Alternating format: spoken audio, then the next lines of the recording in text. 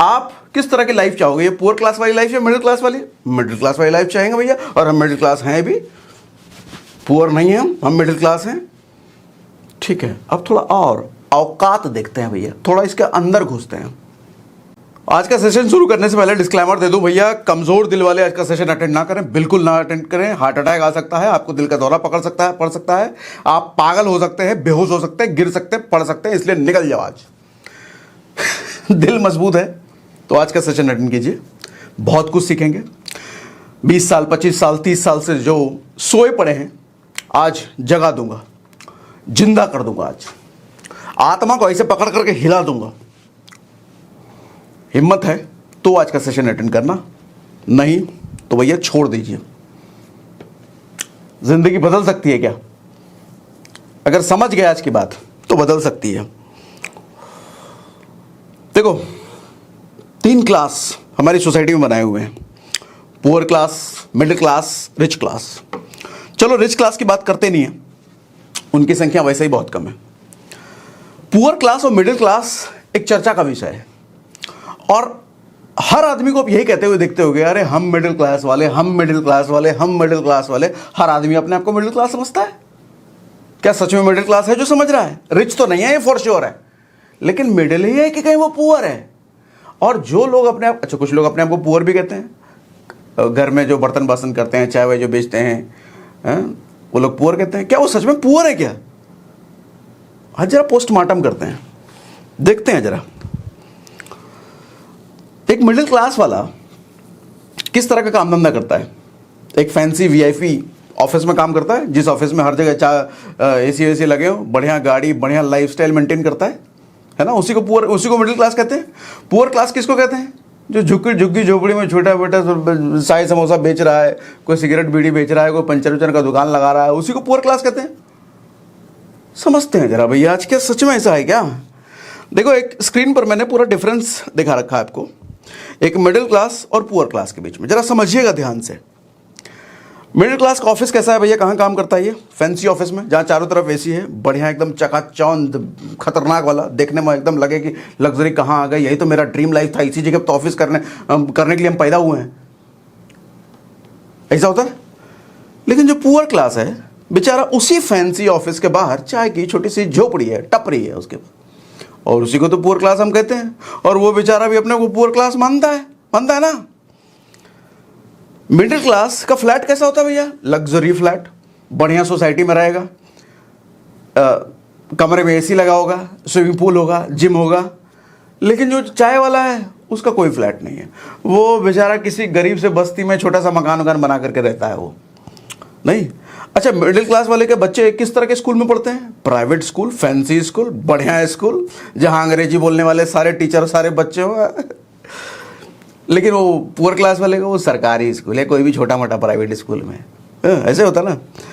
Branded कपड़े middle class वाला, हाँ भैया, पूमा, एडिडास, नाइकी से तो हम बात ही नहीं करते, उससे कम में तो स्टेटस डाउन हो जाएगा ना। लेकिन पुअर क्लास वाला, वो चाय वाला, कहीं भी कुछ भी पहन ले, 100 रुपये का शर्ट, 50 रुपये का शर्ट, सेकेंड हैंड शर्ट मिल जाए उसको भी, उसका काम चल जाए। एक ही लुंगी में वो हफ्ता निकाल देता है, नहीं। अच्छा, मिडिल क्लास वाला हर वीक अपने बाल बच्चों को, परिवार को लेकर के वीकली डिनर के लिए भी जाएगा, बाहर रेस्टोरेंट में खाएगा। सैटरडे है तो भैया चलो आज फिल्म देखते हैं, नई फिल्म रिलीज हुई है, उधर से डिनर उनर करके आएगा। अच्छा, ये पुअर क्लास वाला कहीं नहीं जाता बेचारा, घर पे ही रहता है, पुअर है ना। आउट स्टेशन भैया, 4 महीने बाद, 5 महीने बाद घर वाले बोर हो गए हैं, कहीं घूमने का मन है, एकदम काम के स्ट्रेस से घर वाले भी परेशान हो गए, बच्चे भी स्कूल कर करके थक गए, पापा चलो कहीं बाहर चलते हैं, बीवी अलग कह रही है, खुद का ही मन हो रहा है चलो कहीं घूम के आते हैं। मसूरी घूम के आए, पता चला शिमला घूम के आए, और थोड़ा पैसा वैसा बचा तो ऑस्ट्रेलिया चले गए, सिडनी चले गए, दुबई चले गए, साल में 2 बार 3 बार निकल गए। लेकिन ये पुअर क्लास वाला कहाँ जाए? कहीं नहीं जाएगा बेचारा, ज़्यादा से ज़्यादा नानी घर जाएगा ये, उससे तो कहीं नहीं जाएगा ये। आईफोन या महंगे फ़ोन, हाँ मिडिल क्लास वाला रखता है चमकाने के लिए, 3 कैमरे वाला, 4 कैमरे वाला, बढ़िया 1,00,000 1.5 लाख का फ़ोन। चाय वाले के पास मामूली सा फ़ोन, कई बार तो 1,000 रुपये 1,500 रुपये वाला फ़ोन, एक 7-8 हज़ार वाला फ़ोन है तो उससे पूरा परिवार यूज़ कर रहा है उसको। अच्छा, टैक्स पे करता है क्या? हाँ, मिडिल क्लास टैक्स पे करता है भैया, हर चीज़ में एकदम प्रॉपर टैक्स पे करता है। लेकिन वो चाय वाला क्या टैक्स पे करेगा, उसका क्या हिसाब किताब, उसका कोई बैंक में पैसा आता है, उसको तो कैश पे लेन देन है, ज़्यादा से ज़्यादा फ़ोन पे पेटीएम कर ले, क्या टैक्स भरेगा वो। अच्छा हॉस्पिटल की ज़रूरत पड़ गई तो किस तरह के हॉस्पिटल में जाता है middle class, iPhone, Fortis, max, Apollo, इसी में तो जाता है। और वो जो पुअर क्लास वाला चाय वाला कैसा भी हॉस्पिटल चल जाए, सरकारी छोटा मोटा कैसा भी। सर ये होती है नॉर्मल लाइफ मिडिल क्लास और पुअर क्लास की। हाँ मेरी बात से एग्री करते हो, मुझे चैट बॉक्स पे कमेंट बॉक्स पे लिख के बताइए एग्री, मानते हो ना। तो इस हिसाब से मिडिल क्लास की लाइफ अच्छी है बुरी, अच्छी लाइफ है। आप किस तरह की लाइफ चाहोगे, ये पुअर क्लास वाली लाइफ या मिडिल क्लास वाली? मिडिल क्लास वाली लाइफ चाहेंगे भैया, और हम मिडिल क्लास हैं भी, पुअर नहीं है हम मिडिल क्लास हैं। ठीक है, अब थोड़ा और औकात देखते हैं भैया, थोड़ा इसके अंदर घुसते हैं। अब एक और आपके साथ कंपैरिजन स्क्रीन पर आया, जरा इसको ध्यान से देखिए। सर इनकम की जरा बात कर लेते हैं। ये जो मिडिल क्लास वाला आदमी है इसकी महीने की सैलरी है 60,000 रुपये, और ये जो पुअर क्लास वाला देखने में है ना सर, चाय बेच के ही सही लेकिन महीने का प्रॉफिट 60,000 ये भी बना लेता है। ये बताता किसी को नहीं है, दिखाता किसी को नहीं है। राम राम जी राम राम, आइए ये बैठिए बैठिए, हाथ गोड़ जोड़ता रहता है सबके सामने, लेकिन बैंक में हर महीने 60,000 रुपये प्रॉफिट लेके जाता है ये। अच्छा वाइफ की इनकम, मिडिल क्लास वाला हो सकता है हाउसवाइफ वर्किंग ना हो, मतलब वर्किंग बाहर कहीं ना हो, वैसे हाउसवाइफ को नॉन वर्किंग कहना ये तो बहुत गलत बात है। हाँ सैलरी के लिए कहीं बाहर वो नहीं कमाने जाती, मान लिया। अच्छा पुअर क्लास की वाइफ, सर कहीं ना कहीं बर्तन मांजने का पोछा ओछा वाला काम कर रही है, वो छोड़ेगी नहीं, वो 4-5 घर में जा करके 20,000 रुपये कमा रही है वो भी। अच्छा बच्चे की बात करना तो मिडिल क्लास वाला, अरे नहीं बच्चे को पढ़ने का टाइम है, ऐसे काम करने का टाइम है, पढ़ना, पूरा फोकस काम पढ़ने में लगाओ बेटा, अभी कोई पैसे वैसे की बात नहीं, पढ़ाई बस पढ़ाई, ऐसे होता है मिडिल क्लास। और पुअर क्लास में सर बच्चा स्कूल तो जा ही रहा है, और दोपहर को जब स्कूल से आता है ना तो चाय की दुकान पे बाबूजी का मदद करता है, और अगर वो मदद नहीं करता, एक एम्प्लॉय रखना पड़ता उस चाय की दुकान पर, तो 10,000 रुपये एम्प्लॉय को जाता, लेकिन बाबूजी उसी को यूज़ कर रहे हैं और बेटा मज़े से चाय की दुकान पे काम कर रहा है, तो 10,000 रुपये तो बेटा का भी मान लो, हुआ ना।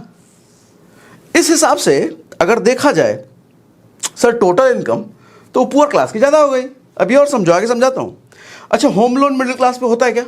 हाँ भैया फ्लैट लिए हैं, लग्जरी स्विमिंग पूल और जिम का पार्क क्लब वाला लिए हैं तो लोन तो हो गई। होम लोन प्राउड की बात है, गर्व की बात है। अरे होम लोन अपने घर में रहते हैं, हमारा अपना फ्लैट है, किराए पे नहीं, अपना है। पुअर क्लास बस को नहीं, हाँ अपना होगा, लेकिन वो झुग्गी झोपड़ी कोई सस्ते से फालतू से नाली के बगल में कोई घर वर होगा, वो बना के रहता है बेचारा। अच्छा पर्सनल लोन मिडिल क्लास पे, हाँ होता है। बीच में कभी ज़रूरत पड़ गई थी शादी में, किसी और चीज़ के लिए, पता चले कहीं घूमने के लिए, स्विट्जरलैंड जो गए थे उसमें हम एक पर्सनल लोन लिए थे, पैसा उसे कम पड़ गया, कभी सैलरी इंक्रीमेंट नहीं हुआ था उसमें लिए थे, किसी वजह से कोई ना कोई पर्सनल लोन तो होता ही है। अच्छा पुअर क्लास पे कोई पर्सनल लोन नहीं भैया, हमारे कभी ज़रूरत ही नहीं पड़ी, कहाँ घूमे हम, कोई क्या पर्सनल लोन लें, कौन पर्सनल लोन देगा हमको, लिए नहीं। अच्छा सेविंग कितनी होती है मिडिल क्लास की? 10% है ना। सच बताऊं तो ज़्यादातर लोगों की तो होती नहीं है, खैर चलो 10% मान लिया हमने। तो 10% कहने का मतलब 60,000 का 10%, अभी करते हैं पोस्टमार्टम। अच्छा पुअर क्लास का सर 80% सेविंग है उसकी, खर्चे ही नहीं कहीं कुछ उसके, सारे के सारे वो सेव कर रहा है। अच्छा टोटल इनकम अगर देखा जाए तो 60,000 रुपये कमाता है मिडिल क्लास का परिवार, हस्बैंड वाइफ 2 बच्चे। वहीं ये जो पुअर क्लास में भी हस्बैंड वाइफ 2 बच्चे हैं, सर वहाँ बच्चे की भी इनकम जोड़ लो, वाइफ की भी इनकम जोड़ लो, और वो जो खुद कमा रहा है, टोटल मिला के हो गए 90,000। और सेविंग की बात करो तो सेविंग हो गए भैया 6,000 रुपये मिडिल क्लास का, बड़े गर्व से 10% बचा रहा है सारा खर्चा करने के बाद।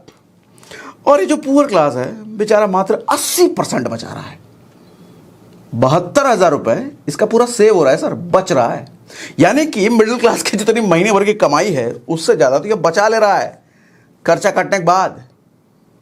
और सुनो, अभी रुको, अभी और सुनो, आगे बढ़ो। सर 5 साल बाद अगर इसकी वेल्थ देखी जाए ना, मिडिल क्लास वाले की, वही होंडा सिटी वाले की, वही आईफोन वाले की, वही लग्जरी सोसाइटी में रहने वाले की, सर 5 साल बाद इसकी वेल्थ बनेगी 3.5 लाख के आसपास। और ये जो पुअर क्लास है बेचारा, गरीब क्लास, इसकी 5 साल की वेल्थ बनेगी सर 43 लाख रुपए से ज़्यादा की। सर 20 साल की अगर वेल्थ देखो ना तो 14 लाख रुपए का वेल्थ बनेगा ये मिडिल क्लास वाले का।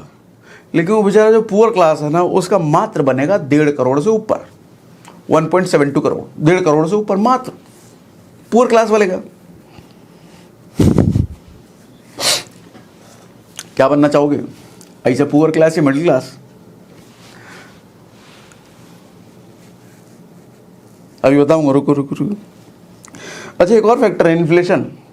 अच्छा, ये सच नहीं है सर, ये मिडिल क्लास की जो लाइफ है ना, चकाचौंध एकदम। अच्छा, आपको मैं क्या बता रहा हूँ, आप तो खुद ही मिडिल क्लास, अरे हम भी मिडिल क्लास वाले हैं, आप तो खुद ही मिडिल क्लास हो, आपको सब पता ही है, तो मैं तो आप ही की बात आपके सामने कर रहा हूँ। अच्छा, ये झूठ मैं बोल रहा हूँ, वैसे सच्चाई इससे और थोड़ी गंदी है, सच्चाई और इससे थोड़ी और भयानक है। आइए एक मेन मुद्दे पर तो हम आए नहीं। महंगाई, इन्फ्लेशन, ये कैसे मर्डर कर देती है मिडिल क्लास वाले का। जरा ये सुनो, 60,000 रुपये के महीने की सैलरी मिडिल क्लास वाले की। सर 60,000 रुपये के महीने की सैलरी, मान लो 3 साल तक इसकी सैलरी नहीं बढ़ती है, मान लिया हमने। और ये कोई ऐसा थोड़ी कि मानने वाली बात नहीं, ऐसा नहीं हो सकता। अरे मैं आईटी में रह चुका हूँ, 10 में से 7 लोगों की सैलरी 3-3 साल 4-4 साल तक बढ़ती नहीं। हाँ, शुरुआत में जो नए नवेले लौंडे घुसते हैं उनकी सैलरी बढ़ जाती है, लेकिन जो 10-10 साल, 12-12 साल, 15-15 साल, 20-20 साल से बैठे हैं, अलसिया गए, शरीर अलसिया गया, कंफर्ट जोन में आ गए, उनकी सैलरी 5-5 साल तक नहीं बढ़ती सर, 5-5 साल तक नहीं बढ़ती। देखो उनकी औकात, हकीकत दिखाता हूं सर। हम तो 3 ही साल का एग्जांपल लेते हैं। मान लो 3 साल नहीं बढ़ी उस 60,000 वाले की, तो होगा क्या? वो 60,000 वाला कितना बचाता था? 10% बचाता था ना, तो 10% बचा करके यानी कि 6,000 बचाता था।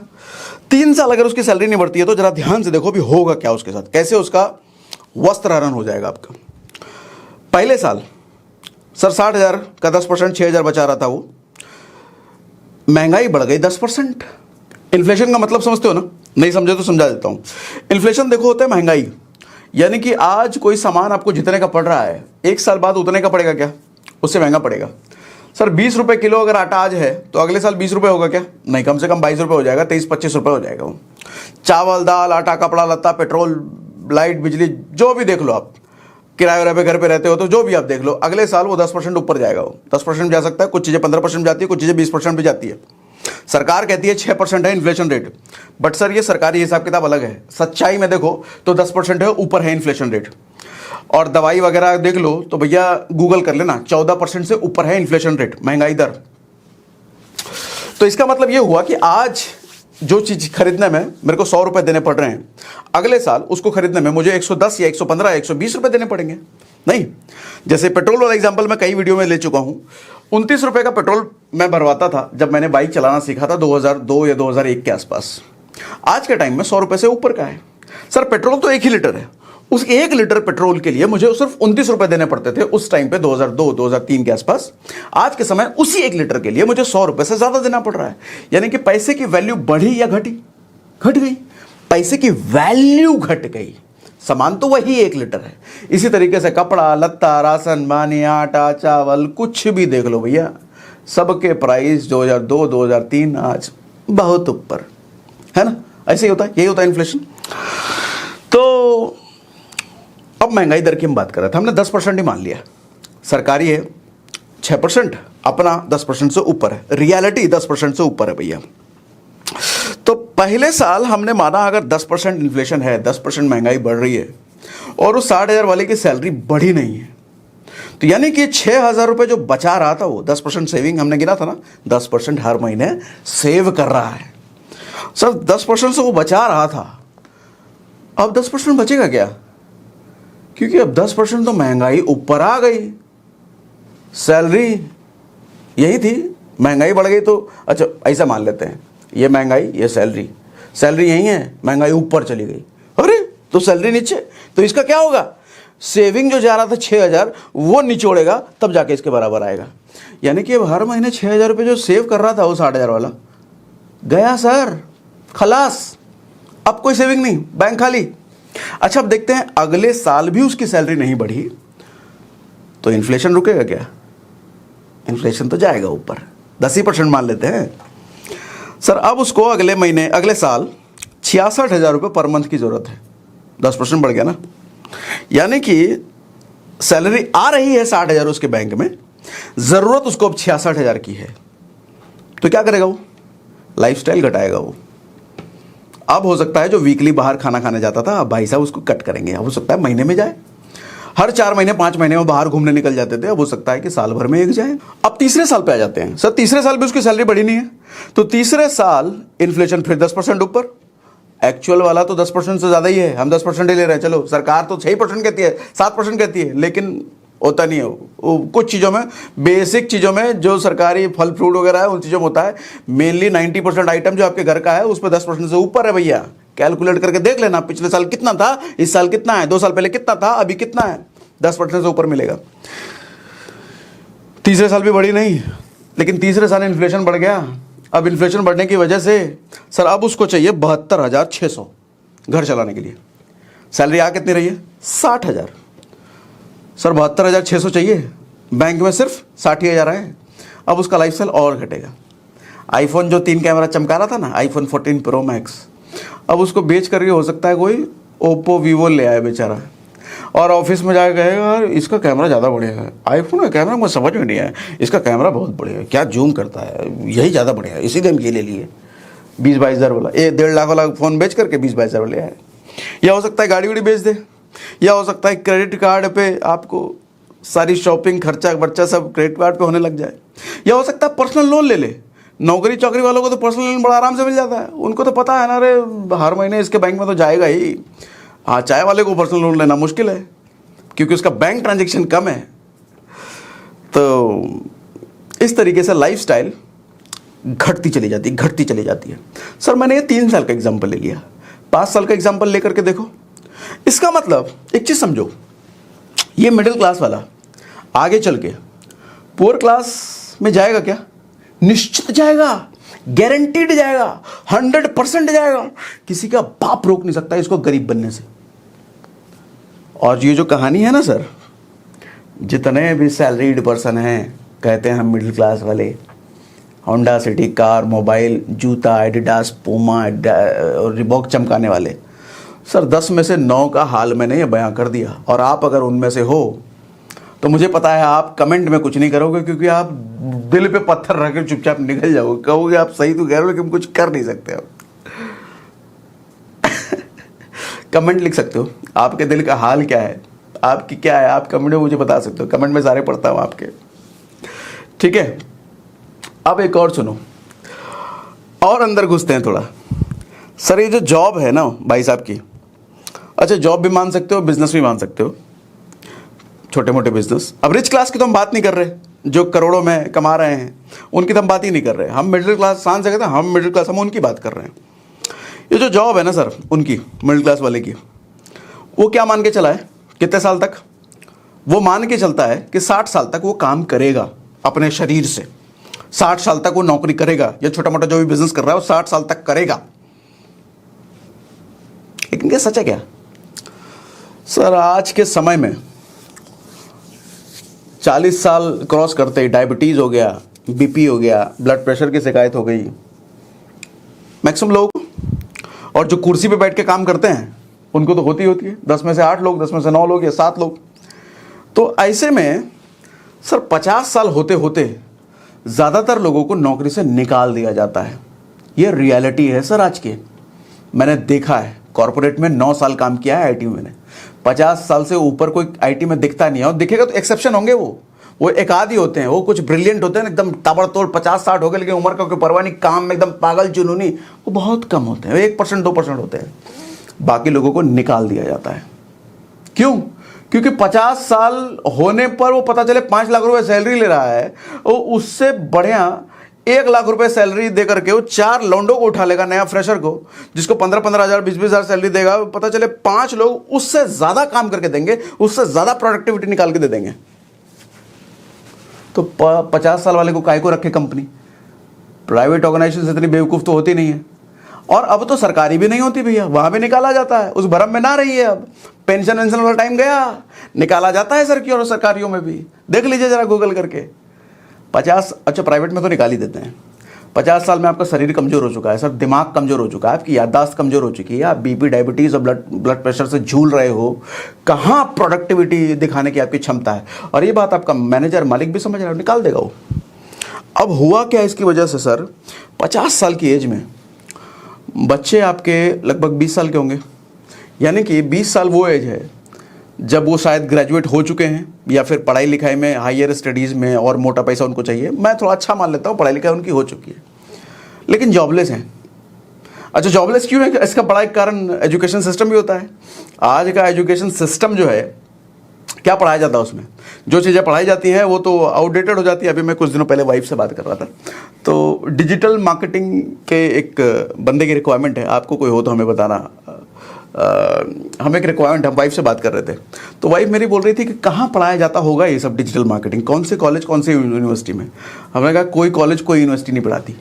ये बेचारे बेसिकली प्राइवेट कहीं किसी के वीडियो कोर्स से, कहीं किसी ऑनलाइन कोच से सीख साख करके आते हैं, फिर काम करना शुरू कर देते हैं, ऐसा होता है।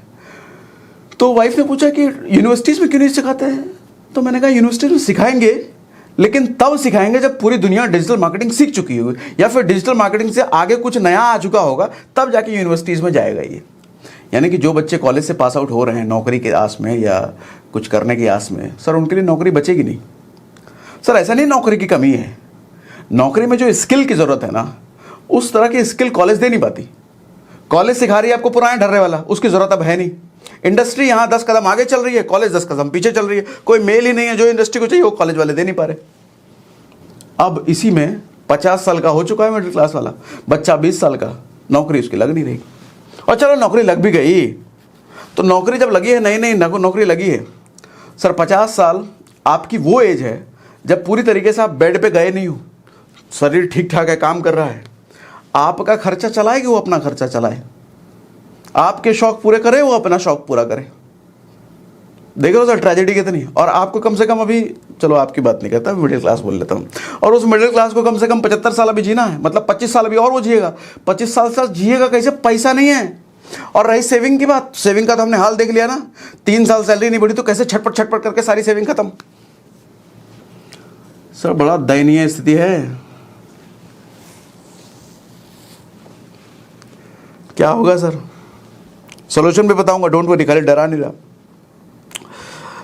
देखो एक चीज़ समझो, ये जो पैसे का खेल हम बता रहे हैं ना, ये पैसे का खेल कोई बहुत बड़ा मैथ का गेम नहीं है। आप कहोगे सर हमारा तो अकाउंट्स बैकग्राउंड था नहीं, हमने कॉलेज में अकाउंट्स पढ़ा नहीं, इसलिए कमज़ोर रह गए, इसलिए पैसा ज़्यादा खर्चा हो गया। बाप बेवकूफ़, ऐसा नहीं है। पैसा मैथ का खेल नहीं है, अकाउंट्स का खेल नहीं है। अगर ऐसा होता तो सारे अकाउंटेंट करोड़पति होते, सारे सीए करोड़पति होते, सारे वो मैथ पढ़ाने वाले जितने टीचर होते हैं वो करोड़पति होते। ऐसा नहीं होता है। इनफैक्ट आप देखोगे जितने बिलियनियर हैं उसमें मैक्सिमम बिलियनियर तो कॉलेज ड्रॉप आउट हैं, कॉलेज गए नहीं। तो फिर क्या, कैसे वो बिलियनियर बन जाते हैं? सर पैसे कमाने, बचाने, इन्वेस्ट करने के लिए ना थोड़ी बहुत मैथ चाहिए, बेसिक मैथ चाहिए, जो कि आप चौथे पांचवें तक में सीख जाते हो, छठे तक में तब मैथ सीख जाते हो, वही मैथ चाहिए बस। ज़्यादा जो चाहिए सर इमोशन चाहिए होता है। इमोशन पर काबू, इमोशन पर कंट्रोल, अपने आप इमोशन को कैसे यूज़ किया जाए, सिर्फ उसका ज़रूरत होता है। 90% इमोशन, 10% बेसिक मैथ, बस इतने की ज़रूरत होती है सर पैसे का गणित वणित समझने के लिए। और ये पैसे के बारे में अगर नहीं सीखा सर तो अंत बड़ा बुरा है, बड़ा भयानक है, बड़ा दर्दनाक है। ये जो हम बातें कर रहे हैं शायद इससे भी बुरा हो, क्योंकि बताना, बोलना फ़र्क होता है, लेकिन जब जो आदमी महसूस करता है उसका दर्द वही समझ सकता है। सर अगर ऐसा अंत नहीं चाहते ना तो थोड़ा फिनेंस की नॉलेज ले लो, सीख लो। आप कहोगे हमें क्या सीखने की जरूरत है, सब कोई सीखने की जरूरत है? अरे नहीं सीखे इसलिए तो ये हाल हो रहा है। बैक टू द टॉपिक आते हैं। लोग देखो दिखावे पर बहुत खर्चा करते हैं। लोगों की इंटेंशन ये रहती है कि लोगों, दूसरों का ध्यान अपनी तरफ आकर्षित करने के लिए, दूसरों का अटेंशन अपनी तरफ लेने के लिए आदमी फालतू के खर्चे अपनी मेहनत से कमाए गए पैसों में आग लगा देता है। जरूरी है रिबॉक का जूता चाहिए तुमको, जरूरी है पूमा एडिडास का तुमको टी शर्ट चाहिए, जरूरी तुमको होंडा सिटी लेके घूमना है, जरूरी तुमको लग्जरी फ्लैट में रहना है, जरूरी तुमको होम लोन ले लेना है अभी कम इनकम पर। लेकिन दिखाना भी तो है, सोसाइटी में तो रहना भी है। हम कैसे बोलेंगे वहाँ तुम्हारा अपना घर नहीं है? नहीं, अरे ऐसा बोल ही नहीं सकते, मेरा भी अपना घर है। पूमा का टी शर्ट और जूता रहे वो सब तो दिखाना भी तो है। सर देखो दूसरों को कन्विंस करना है ना, दूसरों का अटेंशन अपनी तरफ लेना है ना, बेस्ट तरीका ये नहीं है। बेस्ट तरीका ये है पैसा कमाओ सर, धन दौलत कमाओ, इतना पैसा कमाओ, इतना पैसा कमाओ कि दूसरे का ध्यान आपकी तरफ, दूसरे जिंदगी भर आप ही की तरफ बारे में सोचते रहे, दिन भर आप ही के बारे में, अरे कितना पैसा कमा रही है, बाप रे कितना मेहनत करता है, इतना पैसा, लेकिन बड़ा ग्राउंड टू अर्थ है, 2000 रुपये का मोबाइल लगता है, इतना पैसा होते हुए भी। सर ये होती है टेंशन गेन करना। आपको शायद लक्ष्मी का फॉर्मूला पता नहीं है, पैसे का फॉर्मूला पता नहीं है कि पैसा किस चीज को देखकर आपके पास आता है। पैसा मतलब लक्ष्मी ना। समुद्र मंथन वाला आपको याद है कि नहीं? समुद्र मंथन से जब लक्ष्मी निकली थी तो सारे देवता और असुर लक्ष्मी को पाने के लिए हाहाकार, हमको चाहिए लक्ष्मी, हमको चाहिए लक्ष्मी, हमको चाहिए लक्ष्मी। लेकिन लक्ष्मी ना इसको मिली ना उसको मिली। और दूर देखिए समुद्र में एक आदमी लेटा पड़ा है नाग के नीचे। पूछे कौन है ये, इधर देख भी नहीं रहा हमारी तरफ। बोले विष्णु जी हैं ताकतवर। बोले बाप रे, लक्ष्मी चली गई उनके चरणों में। एक चीज समझने की जरूरत है सर, लक्ष्मी हमेशा ताकत के पास जाती है, लक्ष्मी हमेशा ज्ञान के पास जाती है, लक्ष्मी हमेशा शक्ति के पास जाती है। और जिसके पास लक्ष्मी है दुनिया का ध्यान उसकी तरफ जाता ही जाता है। और जो लोग दिखावे की जिंदगी जीते हैं ना सर, उनके लिए आपको एक शिव जी की स्टोरी शेयर करता हूँ। भगवान शिव की जब शादी हो रही थी ना पार्वती जी से, और जब बारात लेकर के पार्वती जी के घर पहुंचे तो देखो कितना बड़ा कांड हुआ वहां पर। और बहुत बड़ा लर्निंग लेसन सिखाता हूँ आपको, बताता हूँ। पार्वती जी के घर वाले सारे विष्णु जी के पुजारी थे, विष्णु जी की पूजा करते थे। तो भगवान शिव को किसी ने देखा भी नहीं था। मतलब पार्वती ने तो देखा था और उनके मम्मी पापा ने देखा था, मम्मी ने देखा था। और बाकी उनके नानी वानी, पार्वती जी की सखी सहेली, किसी ने नहीं देखा था। क्योंकि शिव की पूजा उस टाइम कैमरा में चलता नहीं था, मोबाइल फोटो खींच लिए कोई शिव जी के अपना रख दिए फोटो, ऐसा तो होता नहीं था। तो शिव की पूजा शिवलिंग के जरिए होती थी। जो लोग करते भी थे शिव की पूजा वो शिवलिंग के जरिए करते थे। तो शिव का रूप किसी को नहीं पता था कैसे दिखते हैं शिव जी उस वक्त। ये सतयुग की कहानी है, सतयुग में हुई थी। तो अब शिव जी जब बारात लेकर के पार्वती जी के घर पे पहुंचे, पूरा खानदान, सखी सहेलियां सुंदर सुंदर कपड़ा लत्ता पहन के पूरा डेकोरेट करके, हिमानी पाउडर, फेशियल विशियल करा करके, मसाज वसाज, हेयर स्ट्रेटनिंग सब करा करके सखी सहेलियां सब खड़ी थी कि आ रहे हैं बारात, स्वागत करेंगे, थोड़ा लाइन वाइन मारेंगे, लड़के वड़के भी थोड़ा मसाज वसाज करा के आएंगे, फेशियल करा के आएंगे। लेकिन देखती है कौन पहुंचे वहां पर? प्रेत, दानव, दैत्य, असुर, ये जो महादेव के जितने भक्त होते हैं, वो अघोरी एकदम ऊट पटांग कुछ भी पहन लिए, पूरा धतूरा पुतरा। और सामने शिवजी को देख रहे, खुद शिवजी कैसे भेष में, वो शेर का खाल लपेटे हुए, रुद्राक्ष, वो गले में नाग, वो जटा, और पूरे बॉडी में धतूरा वाइट वाइट। किसी को यकीन ही नहीं हो रहा कि इससे शादी हो रही है। पर इससे बोल रहा हूं, माफी चाहूंगा, इनसे शादी हो रही है पार्वती की। लोग कह रहे हैं किसके, ये किसको ले आए, ऐसे कैसे रहोगी इस आदमी के साथ? पार्वती जी को नानी जो थी कह रही है तुमने गलत लड़का चुन लिया, ये लड़का कैसे देख रहे हो, कैसे ऐसे कैसे रहोगे इसके साथ? तो अब जो पार्वती ने जवाब दिया, ध्यान दीजिएगा इस बात पर, ध्यान दीजिएगा। माँ पार्वती कहती हैं कि मुझे जिसके साथ सुखी जीवन बिताना है ना, सुखी जीवन लड़के का रूप नहीं दे सकता, लड़के का श्रृंगार नहीं दे सकता। सुखी जीवन मुझे लड़के की गुणवत्ता दे सकती है, लड़के का ताकत दे सकता है, लड़के की योग्यता दे सकती है। तब जाके शिव के बारे में उन्होंने बताया। शिव के बारे में ज़्यादा जानती नहीं थी वो, तब जाके शिव के बारे में बताया, तब जाके वो नानी जी तैयार हुई थी। सर आप जो हिमानी पाउडर, फेशियल और आईफोन ये सब चक्कर में रहते हो ना, कुछ नहीं होने वाला इससे, कुछ नहीं होने वाला। ऐसे जितने भिखमंगे होते हैं ना, हर भिखमंगों की जो रानी होती है किसी ना किसी राजा की दीवानी होती है। अरे अच्छी लाइन निकल गई।